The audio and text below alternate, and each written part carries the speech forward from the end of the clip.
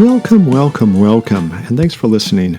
Tonight we're off to Studio Q Photography in Las Cruces, New Mexico, with Quinn Jacobson. But in some important ways, as you're going to hear, we never leave Quinn's hometown of Ogden, Utah. Things perhaps are still developing there in a dark room. And I sort of like that image, too. So much of our life is forward-leaning, like we take a digital photograph of something and just move on and leave the past behind, perhaps. But so much of Quinn's creativity, I think, is somewhat in the other direction.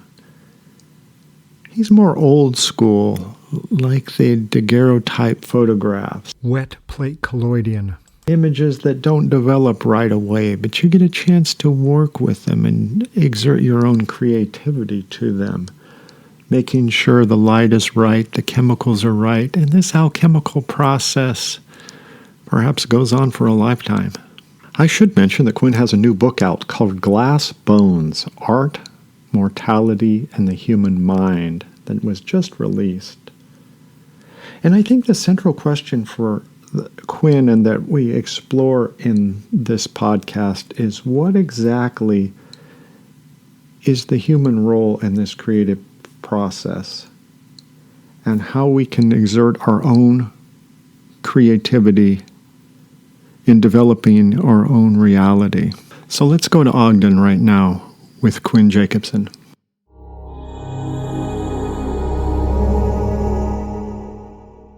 So, yeah, it's an interesting question or comment you made about Ogden, Utah. Years ago, I was born and raised there. So it's kind of a strange place in the sense that I saw this. I worked for the Ogden Standard Examiner as a photographer, as a photojournalist. There was a cartoonist there. Grundall was his name, Calvin Grundall. And he made this cartoon one time. He said, if Salt Lake's the heart of Utah, then Ogden is the liver.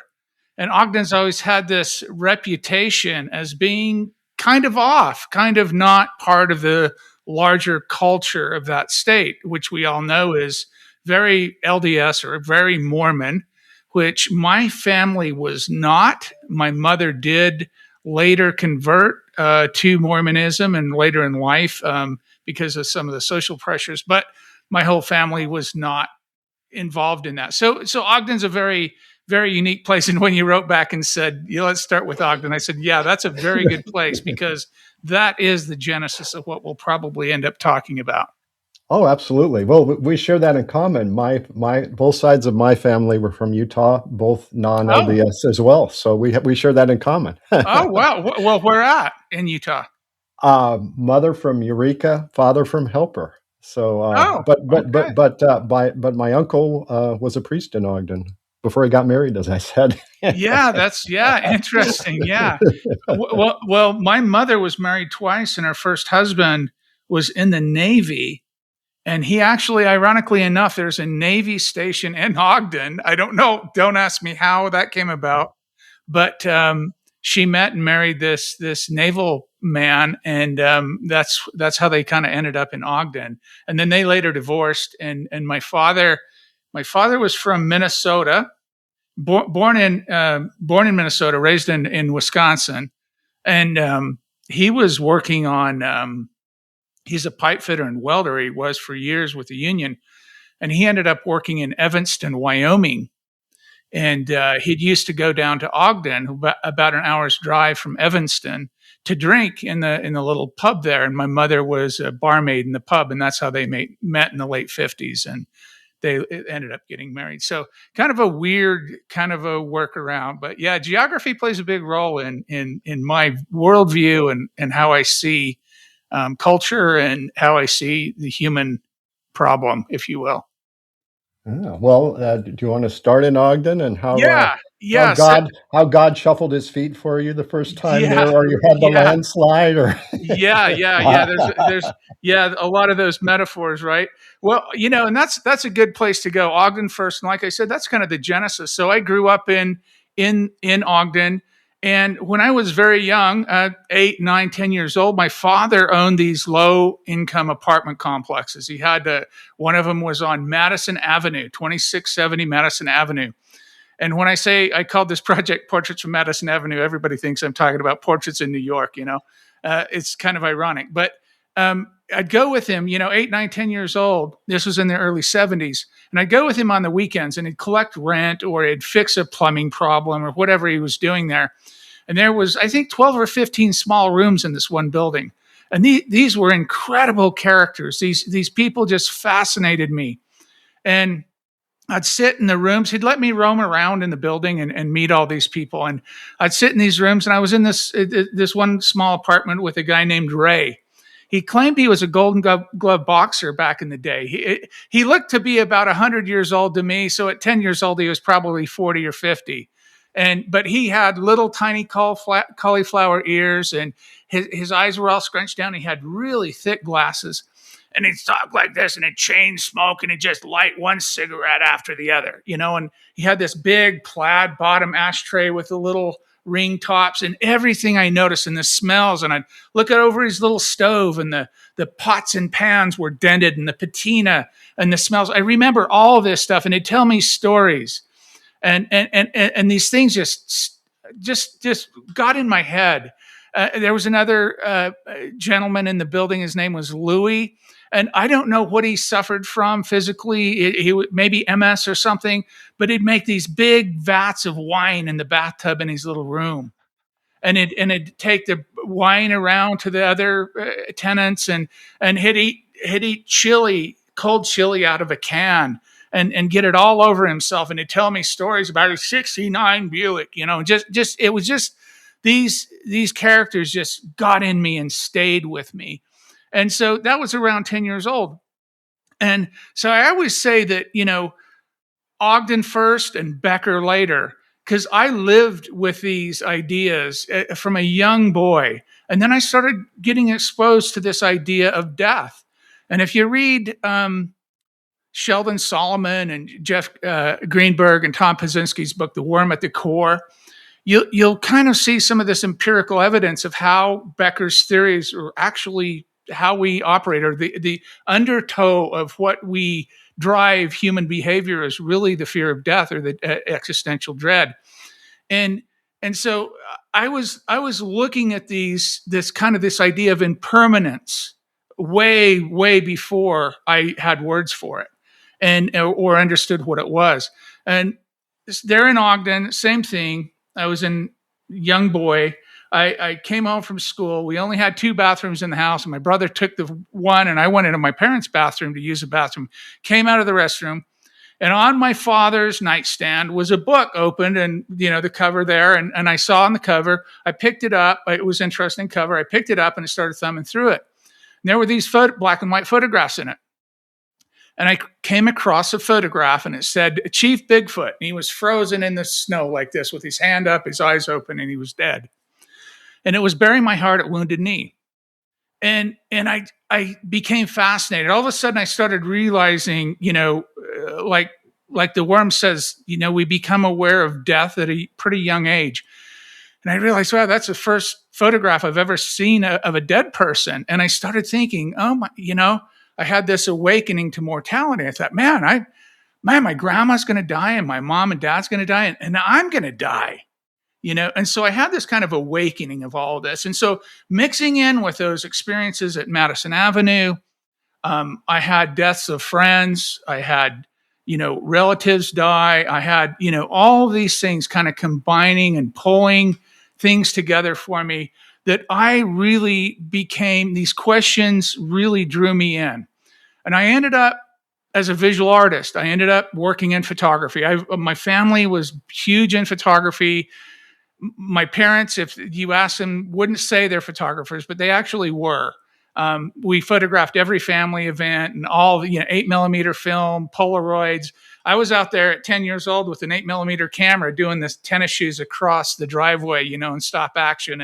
And so I this was a craft that I was somewhat familiar with, and it was an easy avenue for me to start exploring these ideas.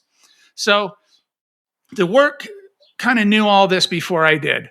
And so when I started exploring photography, I ended up out of high school. I really didn't even make it out of high school. I was so incredibly bored.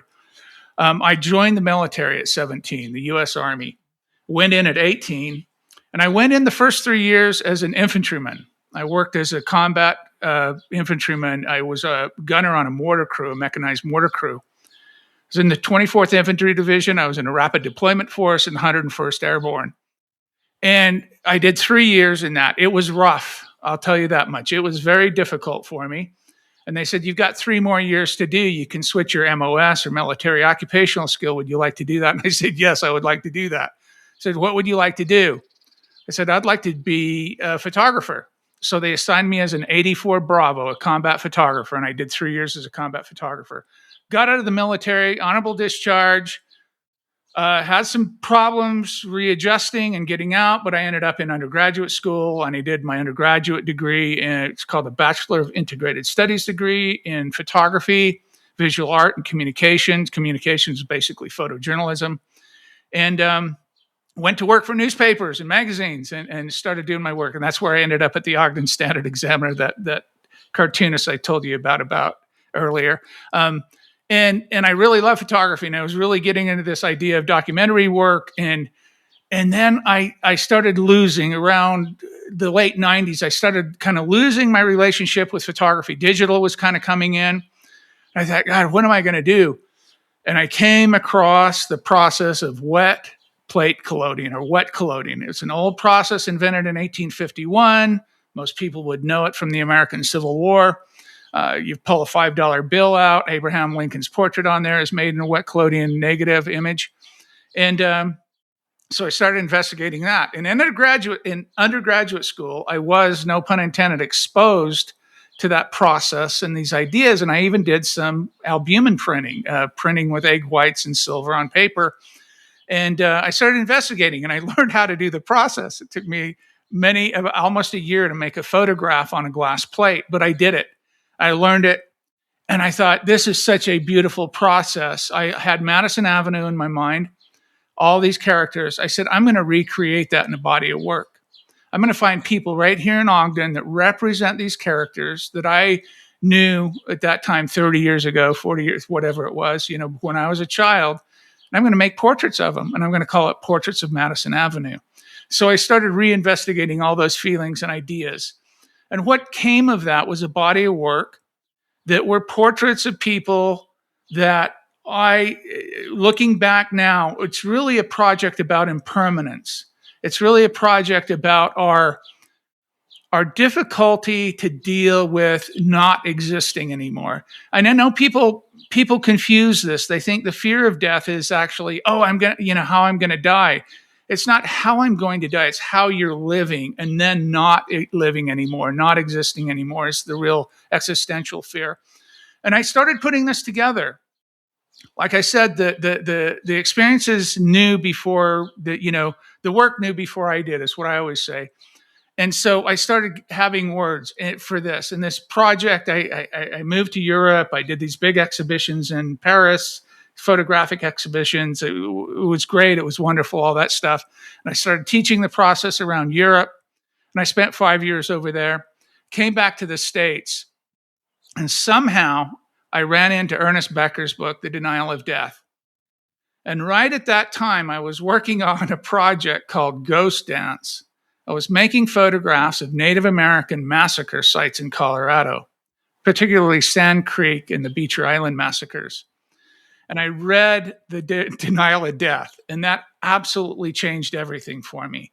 That gave me words for what I'd been thinking and living and making work about for 30 years. And so I pulled all this together, and I end up having that first Ogden experience, or several Ogden experiences, if you will, and looking at mortality, creativity, and this intersection of started ask this question: do creative people stand in this relationship with death anxiety any differently than people who don't practice creativity? And that's kind of where I've ended up. And I just put a book out called Glass Bones. that kind of summarizes all of this. And I entered a PhD program that I have now dropped out of, because that is not the container that I wanted to make this work in. It just did not work. I have a very strained relationship with academia. And I'll say that so does death too. So does death too, by the way. But we can get to that. There you go. But I feel like in the PhD program that I was in, I felt like I wasn't being understood. And I felt like sometimes my clarity was mistaken for rigidity. And I came into the program with 30, 40 years of experience and all these life experiences at 60 years old and doing all this, and they just didn't quite get it. And this strain I have with this problem I have with academia, I have a love-hate relationship with it. A lot of times they want people to come in and they want to change them from what they're doing and then kind of take credit for the change and they see that as progress a lot of times. And I came in with very well-formed ideas, very concrete ideas that I wanted mentors, I wanted peers to exchange these ideas with and bounce these ideas off each other with. And I just didn't get that. And I spent a year in the program. And I wrote the director and I said, I'm going to drop out. Or what? And I just written a 60-page literature review in a course, examining the gap that I found in this work. And it has a lot to do with the rupture field theory model that I'm talking about. And she was beside herself. Why? And I told her, I said, I'm just not a good fit.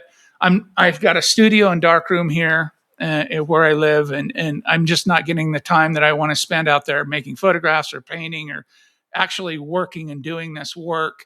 And I'm going to write my books anyway, and I don't need a PhD. I don't need those letters behind my name. I don't work. It just didn't make any sense to me anymore. And my wife was telling me, man, you're stressed out about this. And I said, what? I'm not stressed out about this. And then she was right. I was stressed out about it. What happened was I was stressed out that I felt like I couldn't communicate my ideas and that they weren't understanding them. And I'd lay awake at night just like full of anxiety and say, oh my God, how do I communicate this? What is it? Why can't I get this communicated?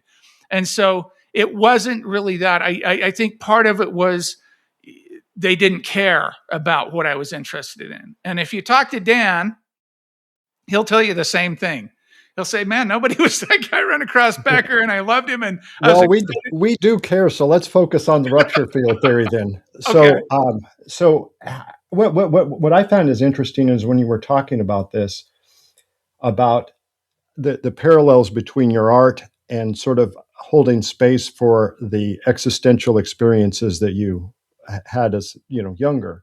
And it's almost like I saw that word, you were exposed to something, just like, a light is exposed to a plate, and then you sit with it in a dark room and develop it. I mean, you hold it. I mean, the art is sort of like, well, maybe you should discuss how you creatively approach this existential denial of death, perhaps. Yeah, you're on it, Michael. That's a very good. You got the nuance there.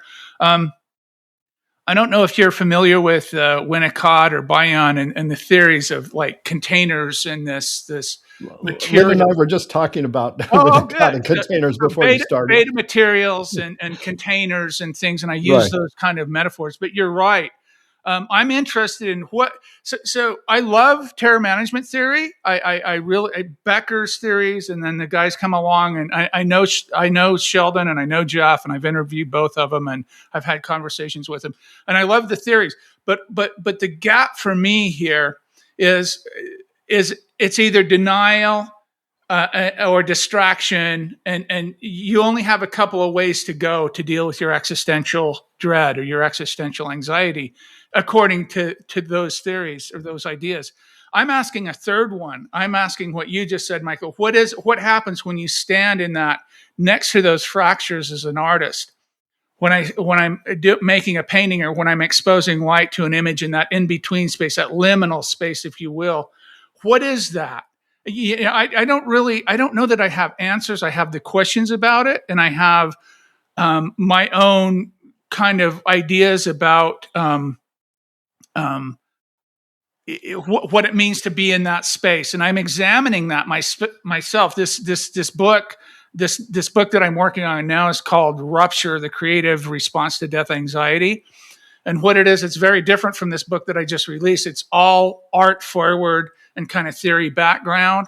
And I'm working in the studio and darkroom, actually physically doing what you just described, and then making artist notes and talking about what does that mean? I didn't mention this, but 35 years ago, maybe longer, 35 years, the first photographic exhibition I ever had was titled Visions in Mortality. So that tells you what I've been wrestling with this question, and I couldn't form it. I didn't know who Becker was. Terror management theory wasn't real well. If it was, I guess it may have been around. Surely didn't know about it. But what is it to wrestle with that liminal space? What is it to wrestle with, having a container and these beta elements, and then what is it to stand next to this fracture? What is rupture, right? The rupture is when worldviews give thin and things give way. It could be accumulative. It could be, acute, like a death, a divorce. It could be cumulative stress over, events building up in you over time. But I think artists often recognize things long before they can explain them. And that was very true in my case. And so I didn't begin with a theory. I began with a feeling that I couldn't name, or I didn't have a name for. And that's what I'm starting to do now at 62 years old. I'm starting to try to name this. And so the work knew what I was interested in before I did. Yeah, and it seems to me that what you've done is stay in relationship, and this is I'm using your words, by the way. You've stayed in relationship with this existential feeling, the anxiety. You've stayed in relationship, and you in one of your you mentioned the Hosier song about crawling home to her and maintaining this relationship with the uncomfortableness, as opposed to just blowing it off or paving it over with culture or any other ways. And that's what I think is very interesting. Yes, and again, on point. This is what most people don't do. So psychologically speaking, and this, we're designed, evolutionarily speaking, we're designed to seal that over as quickly as we can. We don't want those thoughts in our head. We want distraction. We want to push it out of our minds because that creates that anxiety. And so that's our immediate reaction. So yes, I'm trying to stay present. My idea is to be in the studio, to work with ideas or to let things form, and to be present with that as long as I can. I'm not saying that I have any special talent. I'm more neurotic than most, probably. I have as much anxiety as anyone, or more, probably. And that's probably what even got me going in this. But what I'm trying to do is not cover it over or dismiss it with, I don't know if you're familiar with Peter Wessel-Safa, but he was an old Norwegian pessimistic philosopher that came up with these four ideas of how we get rid of this existential dread. And the fourth one is sublimation. And one of the things that I want to be real clear about is most artists, and I want to be very careful of how I speak here, but most artists use art to dismiss that anxiety rather than stay present with it. Does that make sense? So they sublimate their anxiety through art.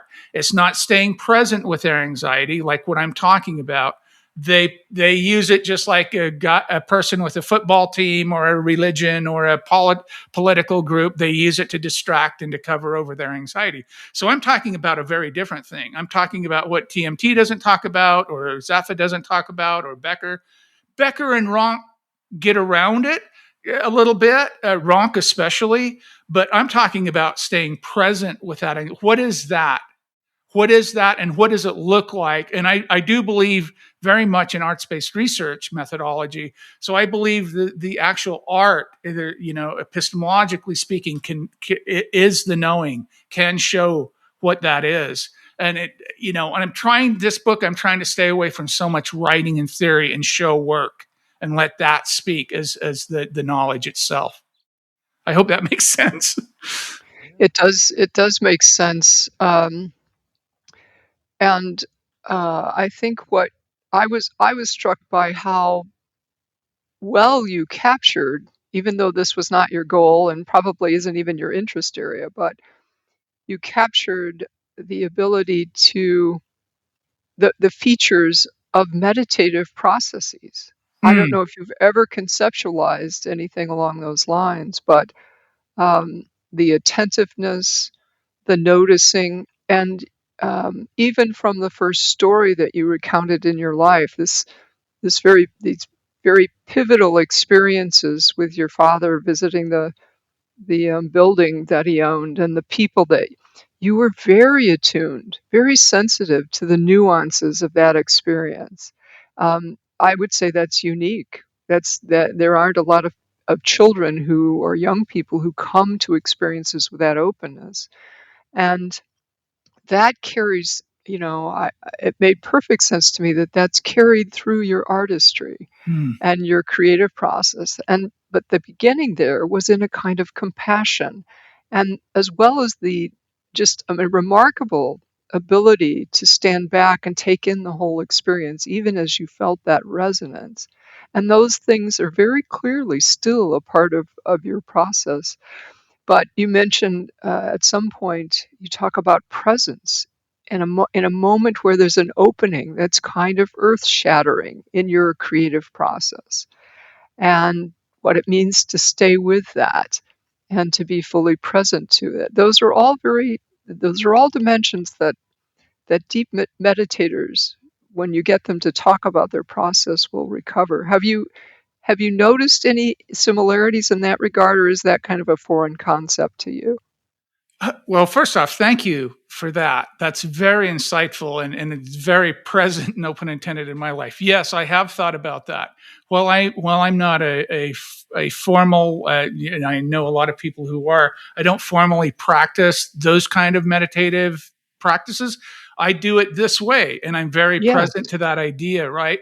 The word phenomenology comes to mind here when I talk about, I don't know how as a 8, 10-year-old kid I could be present. That patina on the pots and pans in this gentleman's, and the smells and the plaid cigarette ashtray, all those things are so present. The smells are so present. It's such an experiential. What gave that to me? I don't know. But I do consider it very special. It's interesting you mentioned this because I asked my father one time. I said, what was I like when I was a kid, Dad? He said, "Oh, you were very serious. You were always so serious." And I never really understood what that meant, and until I'm now later in life, looking back, looking at my work, looking at what I've written over the years and what I've experienced and how I talk about things, I see that exactly what you said. I can see that this is my way of trying to understand the world and be involved with it and be an asset and not a liability. That's always been kind of my goal is, I feel like Madison Avenue, I photograph these marginalized people with this abandoned process to raise awareness about how we see people who are different from us. And then I run into terror management theory, and I have these psychological ideas of why we have in groups and out groups, and understanding that. And terror management's another really good example of standing in that void, standing in that fracture of saying, you are different from me, and my worldview is threatened by you, but I choose now to recognize that and notice that and choose not to act in a dismissive or aggressive way. It's the same thing I do with my artwork. It's the same question I'm asking in rupture field theory or model. Those kinds of, and you see the constellations of words around this process that I'm working through it. Actually, I haven't completed it by any means, but I'm working through it. But thank you for mentioning that. And I'd have to say, yes, I have thought about that very much so. Yeah. Yes, I'm looking forward to more of your work on rupture field theory. I Mm. really am. I Oh, think thank you. that all of the qualities that you're describing that you will bring to that, it's remarkable. Well, thank And you. and it's interesting that your father perceived that in you when you were young, that there was something that led him to say, you look at life, you experience life from a much more serious, a deeper vantage point than the vast majority of people do. Very interesting. Yeah, and I wonder sometimes. I used to think that was kind of negative. That I think anybody that has been around me, what would be unique about Quinn would be that he notices things. He actually notices these small, tiny details in everything, like super attentive to what's going on in the room, in people, in interaction. So I've always had this kind of thing. So whether it's a human being, or whether it's a book I'm reading, or whether it's an experience I'm having, there's something very, and I don't know what it is. I haven't figured that out, but I'm trying to apply it creatively, and then see if it resonates with other people. I've been really happy. I put this Glass Bones book out, and I've gotten response back, and I had a person write me the other day. She's in Maryland, and she said, "Man, I'm just reading your book." She says, "I see myself all through this, and I've never recognized myself in this way." Wow, what an incredible compliment, right? So yeah, there's something about sharing that. I'm surely not the only person like this, for sure, but I would like to recognize and make it known, for myself especially. And then if it resonates and helps other people, that's even better. It takes a great deal of courage to enter into that, I think. And I think that's why some art leaves people feeling uncomfortable, Yeah. because it opens up places, it touches on places that they'd prefer not to go. Yes. And those don't have to be horrifying experiences that are represented, but something that maybe even talking about compassion, something that touches that compassionate thread too deeply. It can be unsettling for people. Very much so. That well said. And, Yes, and I absolutely. think there's a part of one of the descriptions that you gave. It was an intimidating experience for you, a kind of an opening that was almost felt like an abyss. That's my word, not your term for it. You were much more eloquent in describing it, but it takes a great deal of courage to stand back for a moment and say, "Oh, what was that happened?"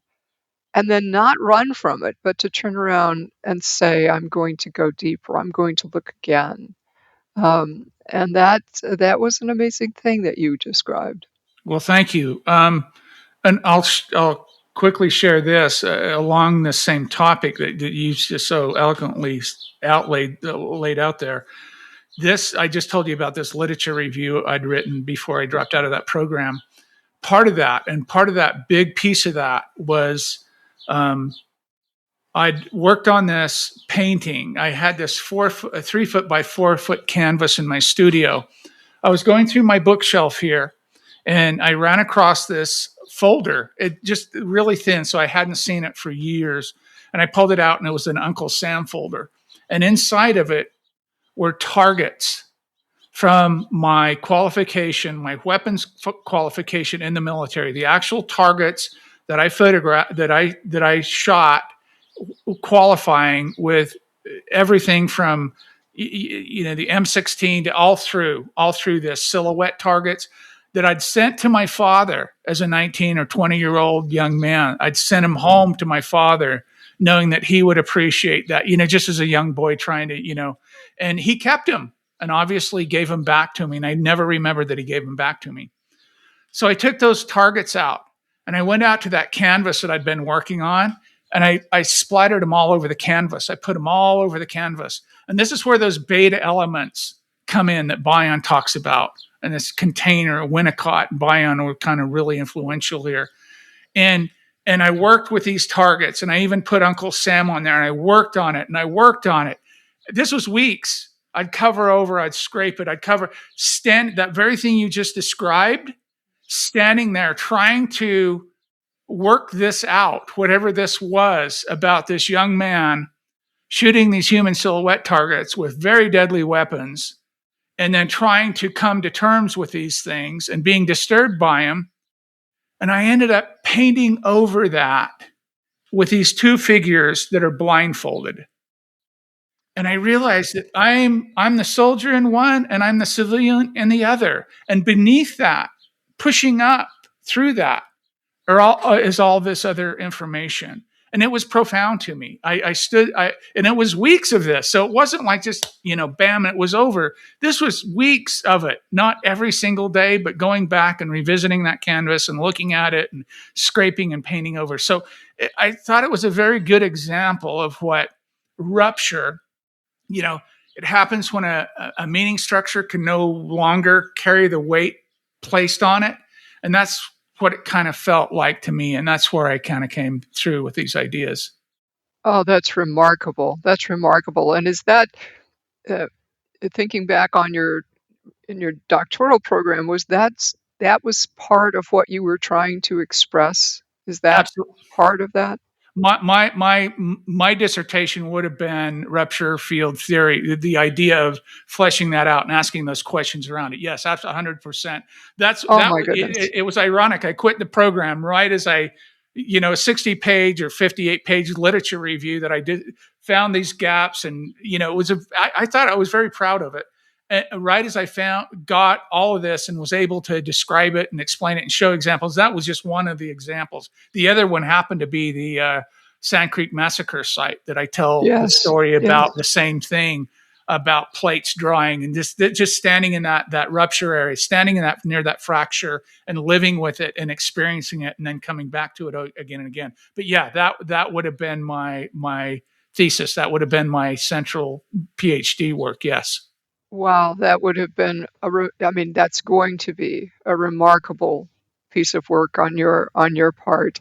Thank you. And it's unfortunate that you maybe weren't working with, departments have different approaches and different, for sure. but there would certainly, I'm sure, be departments that would have been just so very interested in what you were trying to create in your doctoral work. So it's a testament to you that you're going to continue your work on that. Absolutely. It's going to be a valuable piece of work. I have no doubt. Well, thank you. And I think for me, the idea of this is I really want to put this to bed. I don't know if you've ever had things on you for so long that I just want to get out and just kind of, I don't want to say put a bow on it, because I'm surely not going to answer any questions definitively. I'm not making those kind of statements, but I'm asking questions that I think are very interesting and that someone can build on. And one thing I would have really enjoyed is to have a dissertation and Quest, the database that people could search and find that work and then build on it. That would have been valuable to me, but I'll find another way. There will be other ways. There will be people that will get this and build on it and understand it. And that's what I want to do. I just want to open these ideas up and in the creative space, especially because that's what I know. And that's, I am a scholar, but I'm primarily a visual artist. I mean, that's really what I am. And I'm just kind of exploring these ideas through that. And yeah, they're very interesting ideas. I found myself, and Mike may have done this as well. Reading your material, I found myself thinking, we have friends who are just incredible artists. And I can't wait to discuss some of these ideas and sort of say, here, you really need to read this book and wait until the next one comes out too. Yes. So. Yes. I think Rupture is going to be one of those books that if you're an artist, a visual artist, I was working with, actually, he contacted me, an artist in Mesa, Arizona. He's a painter, an incredible gentleman. He's in probably his late 60s. He's taking care of his mother with health problems there. And he's had this incredible career, and he reached out to me, and I brought him on as a reader for Glass Bones. I had 6 or 8 readers that I'd send out these chapters every week. And man, we had such an incredible exchange. I mean, he pushed back on ideas and showed me different ways to, what he was thinking, and I could adopt, at the end of the day, we were thinking very much alike and approaching these ideas just a little bit differently. And he opened so many doors for me. That's what I love about working with creative people. If you have this kind of background in creativity and making things, these ideas can be really profound and really open doors. And he shared with me, and he sent me his books, and and I went through his books, and it's just beautiful to have. That's what I was Yes. hoping I would get out of it. I have an MFA. I don't, it's not. I have a Yes. terminal degree in the arts already, so I really don't. And I had a great experience there, but I was hoping to get more of that kind of interaction, because that's really the beauty of coming together with like minds and sharing these ideas and getting people asking you questions that are relevant. Hey, have you ever thought? Oh, I don't know about that. That's really engaging and valuable to me.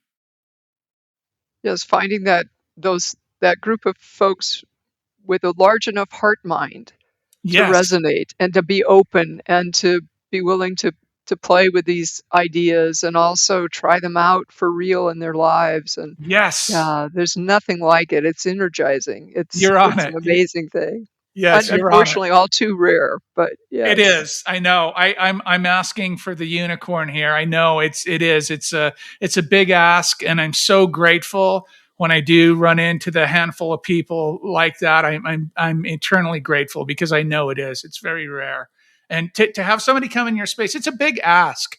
To have somebody come into these ideas that have no idea, no background, nothing, and on top of that, let's be honest, this particular topic is something that we're kind of evolved not to address so much, So true. you So know. true.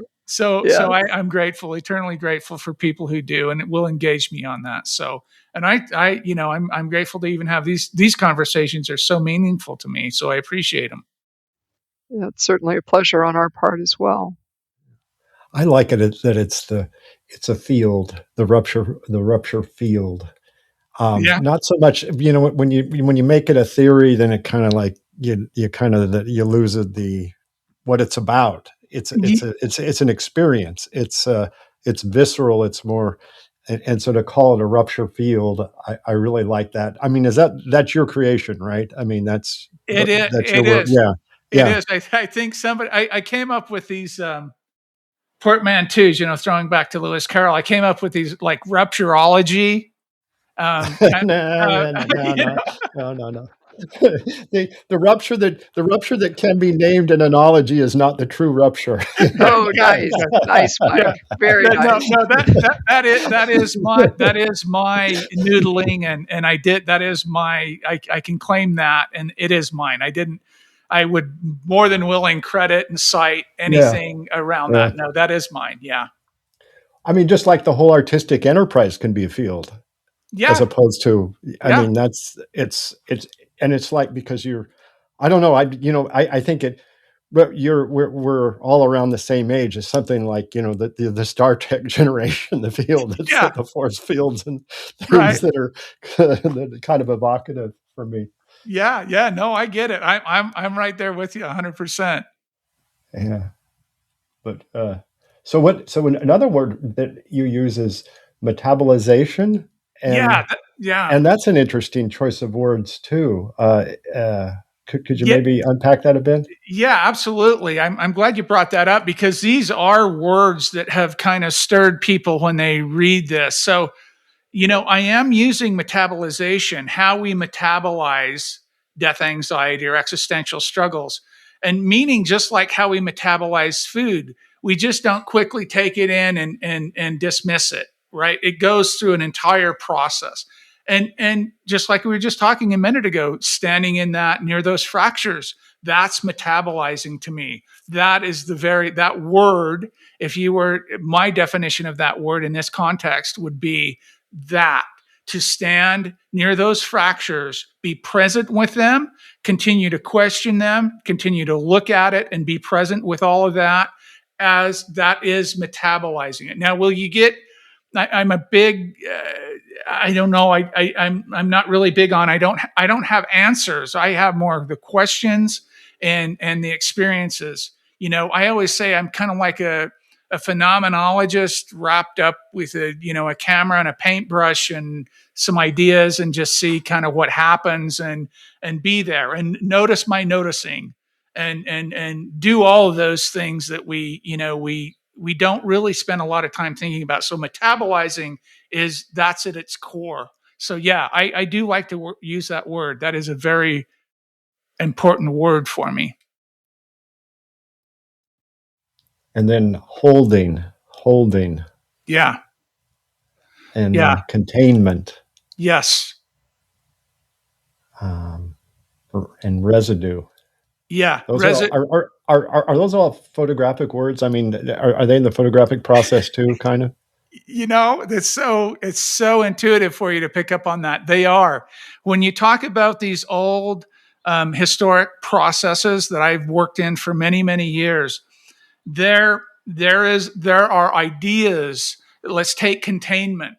It's art and alchemy for me. I have to understand some really basic organic chemistry, from pH to double decomposition and the transference of silver to make it sensitive to light. There is a containment. There's a finite area that you can work in many, many ways. And so holding and containment and then residue. Like, this word is so important to me. And if you ever read my artist statement on the portraits from Madison Avenue, this is what I say. I say, when I made these portraits of these people, and I've had some incredible experiences in my portrait studio with human beings, making these photographs on glass plates in these long exposures, and I put them in a metal head brace, and they smell ether in the air, and I'm wearing rubber gloves, and they come in the darkroom with me, and I pour this chemical on this plate, and their image appears. That experience, I've had people cry and break down and be very emotional when they see their photograph. Because when I make a positive image of a person in this process, they're laterally reversed. So we see them as they see themselves in the mirror. So it's laterally. So if you had text on your T-shirt, it would be backwards if I made a photograph of you. So what I say in my statement in Portraits of Madison Avenue, I say, yes, here are plates that I made of these people, but those are really the residue. The real art happened with that exchange between two human beings and connecting in those moments, and that really kind of connective. I've never connected with a human being like that before. And so I feel like the plates are kind of residue of that experience. So yes, I have used these words throughout they're both some chemically, some restraints on the processes. There's very limited things you can make photographs of with these processes. And then some just experiential and things that I've developed over the years of it's an abandoned process and making photographs of abandoned people.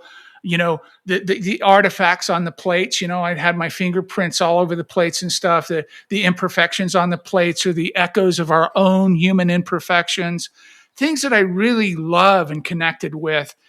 This process this photographic process gave me language and experiences that I would never get from a digital camera, even a film camera, and I've worked with all those types of materials.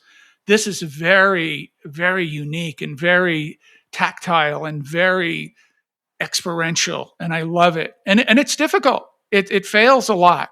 It's so representative of human beings. It's weird. I ended up putting the inventor of this process. His name was Frederick Scott Archer. He died in 1857 of liver failure in London, England.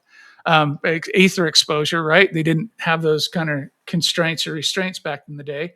And I was so moved by this process after about a dozen or 15 years I was working with it.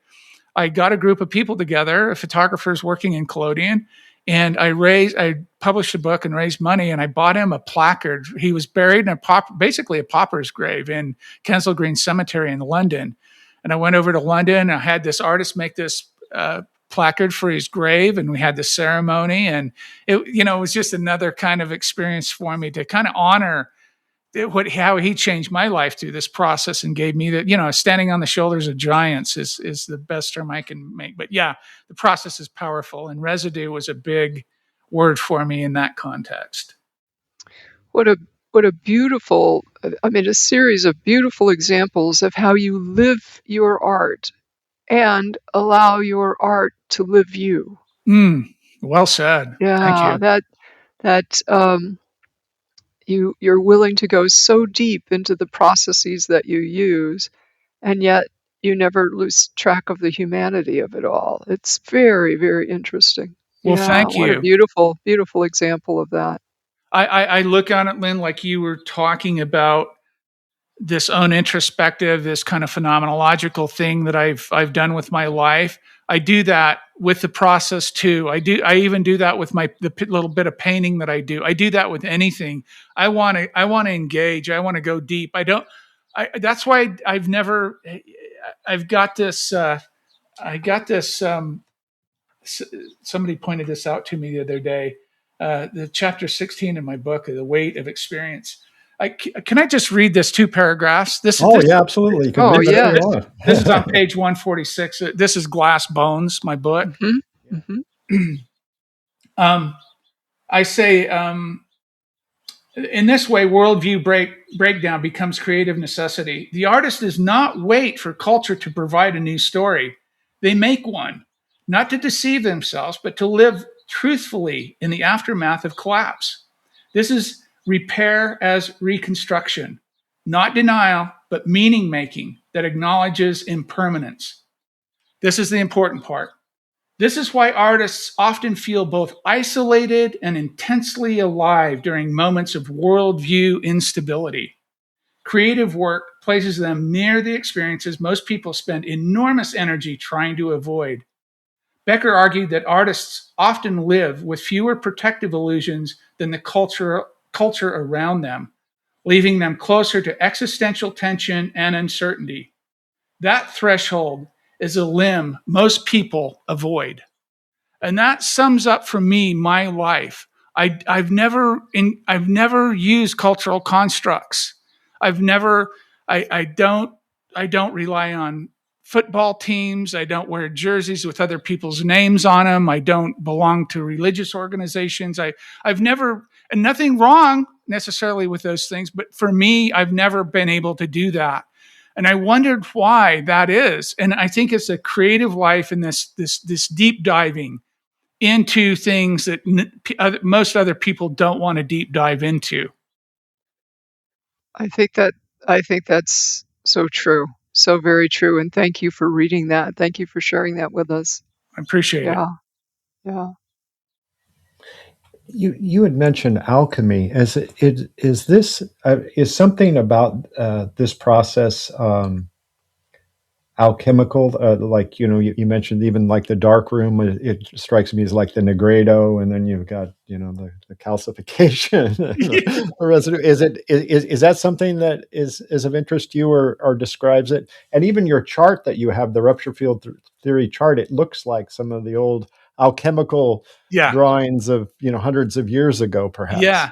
Well, picture yourself in 1850. So if you look at the history of photography, Louis Daguerre, well, if you go back to Yamps, he did the plate, the window at Le Gras in 1820s on pewter. It was an 8-hour exposure. It wasn't really photography. Daguerre came along in Paris and made the daguerreotype, a silver coated copper plate using mercury and all this stuff, and a very difficult process. But picture yourself in 1850 looking for a process that photography was unknown, virtually unknown to most people. And to see something like this was just, I don't even would have words for it. We don't even know what that would mean now. I guess maybe we'll find out with some of the AI stuff might be coming along that we don't have words for yet. But picture yourself back then. This would be alchemy at its best. I mean, this is this alchemical idea of part magic and part not understood. In fact, they don't even still. I just read an article not too long ago. They still don't understand how the daguerreotype works, how that it's kind of a black box in that process, a process from 1839, a photographic process. So yeah, I'm very into, I always say art and alchemy because there's a chemical component to this. There's a little bit of, if you ever, I've got a video series out I've written 4 or 5 books on this process and technical books. And I've got this video series that I'm mixing chemicals in my test tubes and all, it's a very intricate, weighing chemistry, mixing stuff. Some of it's very dangerous, potassium cyanide, cadmium bromide, ether, and alcohol, collodion itself, nitrocellulose. So there's a big component of it that's intriguing that way for me. And you could do a whole, and I have to some degree, you could make a whole metaphor around those ideas of it. And a lot of people actually have. There's this book called Antiquarian Avant-Garde, about these modern day, I know a few of them in that book, about these modern day artists working in these old processes and kind of describing some of that stuff. But yeah, I do connect with that very much so.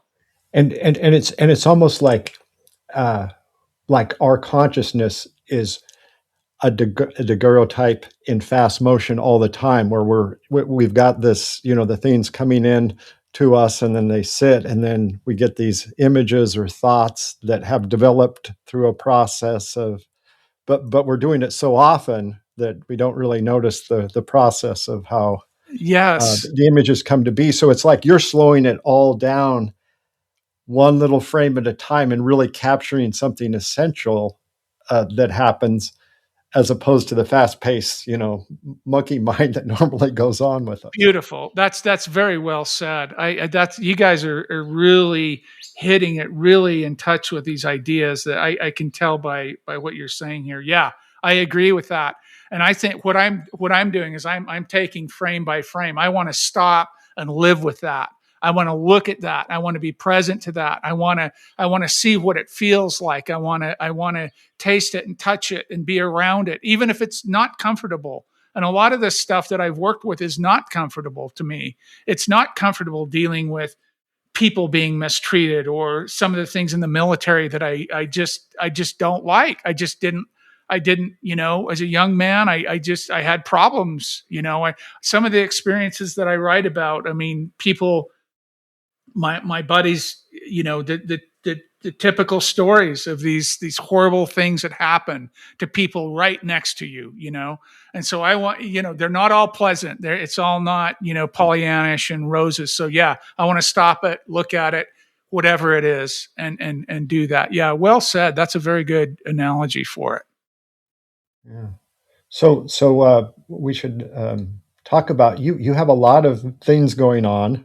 You have a podcast. You have books. I saw your speaking engagement coming up, or maybe that's past. Or Yeah, if people want to connect with your image, your art. Yeah. What tell them about how they can do that, perhaps. Yeah, well, thank you. Yeah, they called me Dr. Death in the doctoral program, but Mr. Death, but they misconstrued that. But anyway, yeah. So Morbid Anatomy, they're in Brooklyn, New York, invited me to do a book talk in September, which is actually not too far away now. I can't believe we're in July, but I'll do a book talk there on glass bones. And I do have a mailing list. If you go to my website, studioq.com, and there on the front there, you can put your email address in there. And I send out, I just this morning was talking to someone about, I'm going to read a chapter of my book, Glass Bones, every week on YouTube. I did that with The Worm at the Core. I did 11 chapters of The Worm at the Core. I read a chapter every week, and then we kind of deconstructed it. So I thought, I'm going to read my book on YouTube, a chapter a week. It'll take me a little longer than 11 weeks, but and then do a little deconstruction. So you could come to YouTube, go to my website. I do have, like I said, this other book coming. I hope I have it finished in the fall. And I actually have a third book, believe it or not, that I've already written and did some prototypes of. It's called In the Shadow of Sun Mountain. Mm-hmm. And this is my work on living in the mountains of Colorado on 12 acres of the Tabawatch Ute land, the Native Americans that were basically driven out of there. And what I did in a nutshell is I had a darkroom and studio there, and I photographed most of their medicinal and spiritual plants. I photographed their landscapes, important places. We're talking in Teller County, Colorado, 9,000, 10,000 feet above sea level, where they'd come up to the summertime. I purchased 12 acres of land up there, and we built a home up there. And I lived there for 4 years. And every summer, about 3 months a year, I could work and be in the studio and do some painting, do some photos. And then in the winter, I'd write and make paintings. So this third book will be in the trilogy. Glass Bones is the theory.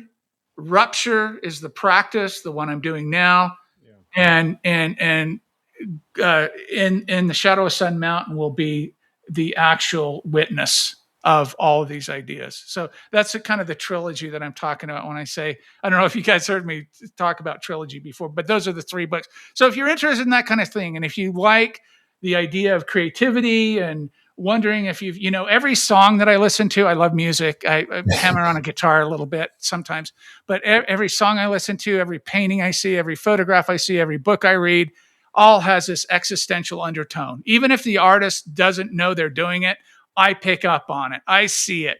Oh my God. My wife and I we're reading this book right now together.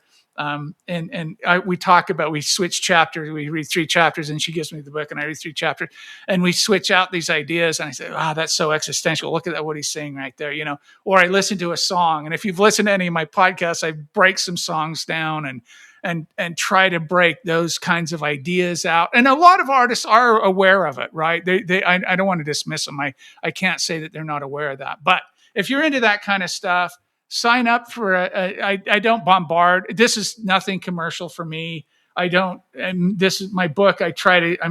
My book is for whatever printing costs there are.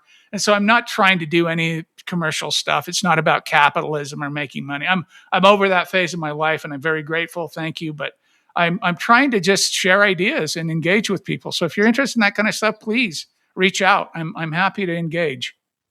Wonderful. That's really wonderful. Yeah, very much so. Thank you.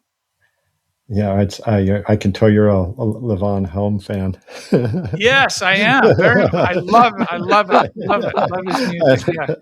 I am too. Are you? But I have to end this on the funny note that I can't help. Our backgrounds, we actually have quite a bit in common. We both were. I don't know if you lived in Wyoming, but I lived in both Utah and Wyoming, Colorado. Oh. But the image of somebody actually going from Wyoming to Utah to consume alcohol was like too much.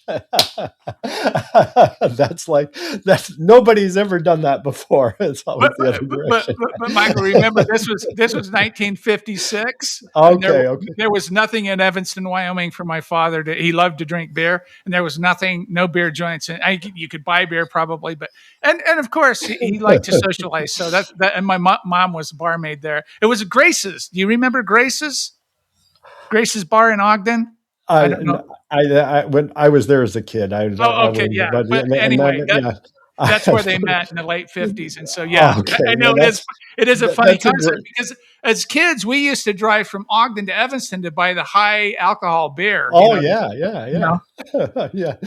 But when my parents listen to this, they'll laugh at somebody going from Wyoming to Utah to drink. Well, great. No, and the clubs, or what do they call them? Clubs? Yeah, clubs. Yeah. Yeah. Well, thanks, Quinn. We really, or I'd speak for myself, I really enjoyed it, and I wish you best of luck in the books. And I'm going to sign on to your mailing list right now. Well, I appreciate that, and thank you both of you for having me on. It's such a wonderful conversation. So, man, you just filled my day with when I can engage with people that actually understand what I and engage on that level with me. I love that. I love it so much. Oh, it's been such a pleasure, and you, so man. We feel likewise. Thank you very much. Well, I hope you guys enjoy your summers, and please stay in touch. And maybe after I do Rupture, maybe we can join up again, and I can. Rupture is going to be a very different book, so. Yeah, absolutely. Ooh, that sounds great. Yeah, looking forward to it. Okay. Yeah, looking forward to it. We can do like a video podcast of images. Yes, yeah, because it's going to be very, very art forward and kind of background the theory to some degree, but it'll be very, very art forward. So that'd be wonderful. I'd love to do that.